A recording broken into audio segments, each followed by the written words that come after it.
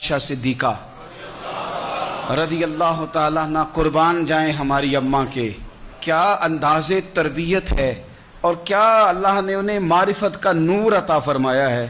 کسی نے پوچھ لیا اماں جی گناہگار کون ہوتا ہے، خاموشی چھا گئی۔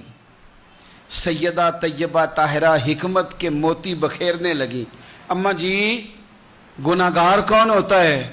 تو فرمانے لگی وہی تو گناہگار ہوتا ہے جو اپنے آپ کو نیکوکار سمجھتا ہے۔ جس نے طے کر لیا نا میں نیک آدمی ہوں، پرہیزگار آدمی ہوں، میں بڑا اچھا ہوں، نمازی ہوں، حاجی ہوں، صوفی ہوں، درویش ہوں، حلال کماتا ہوں، یہ جس نے گمان کر لیا نا کہ میں ہی تو ہوں پگڑی کے نیچے چھپا ہوا، میں ہی تو ہوں جس کے چہرے پر داڑھی آئی ہے تو نورانیت بڑھ گئی ہے، میں ہی تو ہوں جو وقت پر مسجد آیا تھا، میں ہی تو ہوں جس نے آگے بڑھ کے سب سے پہلے خیر کا کام کیا۔